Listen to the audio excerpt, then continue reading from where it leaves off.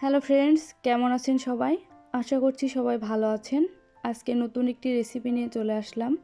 আজকের রেসিপিতে থাকছে পুঁই শাকের পাকোড়া। এটি খেতে অনেক মজাদার লাগে। অনেক বাচ্চা আছে যে বাচ্চারা শাক খেতে পছন্দ করে না। তাদেরকে এইভাবে পুঁই শাকের পাকোড়া করে খাওয়ালে তারা বুঝতেই পারবে না, নিমিষেই তারা খেয়ে নেবে। বড়রাও এই পাকোড়াটা অনেক পছন্দ করবে। এটা খেতে অনেক ক্রিস্পি হয়। এটা সকাল বিকালের নাস্তায় বা আপনারা গরম ভাতের সাথেও এই পাকোড়াটা খেতে পারেন, অনেক ভালো লাগবে। তো চলুন কথা না বাড়িয়ে দেখে নেওয়া যাক এই পাকোড়াটা তৈরিতে কি কি লাগছে। লাগছে পুঁই শাক। পুঁই শাকটা আমি খুব ভালোভাবে ধুয়ে কুচি কুচি করে কেটে নিয়েছি। শুধু শাকের অংশটা নিতে হবে, ডাঁটা নেওয়া যাবে না। শুধু শাকের অংশটা এরকম কুচি করে কেটে নিতে হবে। আর কি কি লাগছে দেখিয়ে দিচ্ছি। লাগছে ডাল। আমি আজকে এখানে মসুর এবং মটরের ডাল নিয়েছি। আধা ঘন্টা ভিজিয়ে রেখে আমি বেটে নিয়েছি। লাগছে আদা বাটা, ভাজা জিরা গুঁড়া, লবণ, হলুদ গুঁড়া, পেঁয়াজ কুচি ও কাঁচামরিচ। এখন শাকের সাথে সব উপকরণগুলো দিয়ে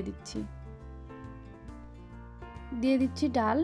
আমি এখানে মসুর এবং মটরের ডাল নিয়েছি। আপনারা চাইলে খেসারির ডালটা ব্যবহার করতে পারেন। ডালটা খুব মিহি করে বাটার প্রয়োজন নেই, একটু গুঁটো গুঁটো করে বাটলে পাকোড়াটা খেতে একটু বেশি ভালো লাগবে। দিয়ে দিচ্ছি আদা বাটা, দিয়ে দিচ্ছি পেঁয়াজ কুচি, দিয়ে দিচ্ছি মরিচ কুচি, দিয়ে দিচ্ছি সামান্য হলুদ গুঁড়া, দিয়ে দিচ্ছি পরিমাণ মতো লবণ,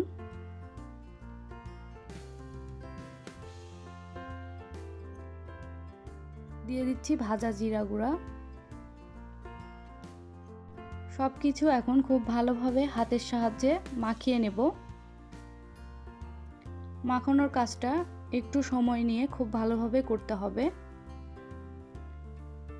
তো সব কিছু খুব ভালোভাবে একটু সময় নিয়ে মাখিয়ে নিচ্ছি। মাখানোর কাজটা যত সময় নিয়ে করা যাবে পাকোড়াটা ততটাই ভালো হবে। আমার মাখানো প্রায় হয়ে এসেছে। এই পর্যায়ে দেখবেন যে পাকোড়ার শেপ দেওয়া যায় কিনা। পাকোড়ার শেপ দেওয়া না গেলে একটু চালের গুঁড়া মিশিয়ে নেবেন। চুলায় একটি প্যান বসিয়ে আমি তেল গরম দিয়ে দিয়েছি। এ পর্যায়ে চুলার আঁচ আমি মিডিয়াম রেখেছি।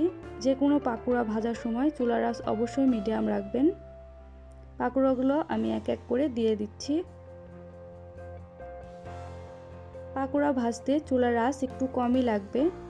হাই হিটে পাকোড়া ভাজলে পাকোড়ার উপরে হয়ে যাবে, ভিতরে কাঁচাই থাকবে। এই জন্য পাকোড়া ভাজার সময় অবশ্যই চুলার আঁচটা মিডিয়াম রেখে দিবেন।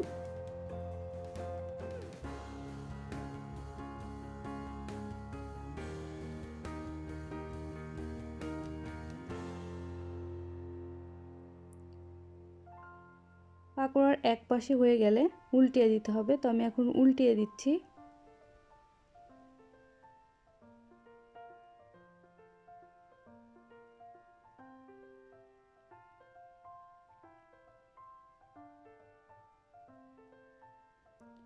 এপাশ যখন হয়ে যাবে তখন আবার উল্টিয়ে দিতে হবে। আমি আবারও উল্টিয়ে দিচ্ছি।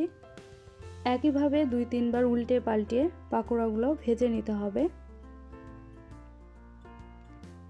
পাকোড়াগুলো ভাজা হয়ে গেছে, আমি এখন তুলে নিচ্ছি। আমি এরকম লাল করে ভেজেছি। আপনারা চাইলে এর থেকে কম বা এর থেকে একটু বেশিও ভাজতে পারেন। খুব বেশি ভাজলে আবার পুড়ে যাবে। এরকম লাল করে ভাজলেই পাকোড়াটা অনেক মচমচা হয়, খেতেও অনেক ভালো লাগে। একই তেলে আমি বাকি পাকোড়াগুলোও ভেজে নেব। তো একইভাবে আমি সব পাকোড়াগুলো এক এক করে দিয়ে দিচ্ছি।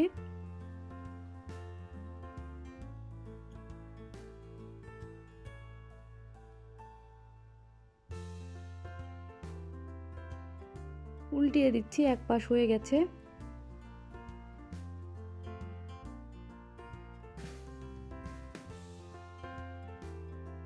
একইভাবে উল্টে পাল্টে আবারও সব পাকোড়াগুলো ভেজে নিতে হবে।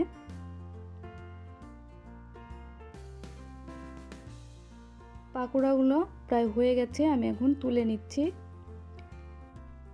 পাকোড়াগুলো উঠিয়ে নেওয়ার সময় অবশ্যই একটি প্লেটের উপরে একটি কিচেন টিস্যু বিছিয়ে নেবেন, যাতে করে পাকোড়ার যে অতিরিক্ত তেল আছে সেটা শুষে নিতে পারে।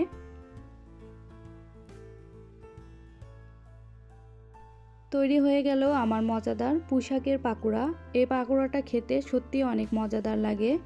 এটি সকাল বিকেলের নাস্তায় বা ডাল ভাতের সাথে খেতেও অনেক ভালো লাগে। যে বাচ্চারা শাক খেতে পছন্দ করেন না তাদেরকে এভাবে পুঁই শাকের পাকোড়া করে খাওয়ালে তারা নিমিষেই খেয়ে ফেলবে এবং বারবার চেয়ে খাবে। বড়রাও এই পাকোড়াটা অনেক পছন্দ করবে। আশা করছি আমার আজকের রেসিপিটা আপনাদের ভালো লেগেছে। যদি ভালো লেগে থাকে তাহলে অবশ্যই আমার চ্যানেলটি সাবস্ক্রাইব করে দিবেন, যাতে করে নতুন কোনো ভিডিও দেওয়ার সাথে সাথে আপনারা নোটিফিকেশন পেয়ে যান। আজকের মতো এ পর্যন্তই। সবাই ভালো থাকবেন, সুস্থ থাকবেন। দেখা হবে নতুন কোনো ভিডিওতে।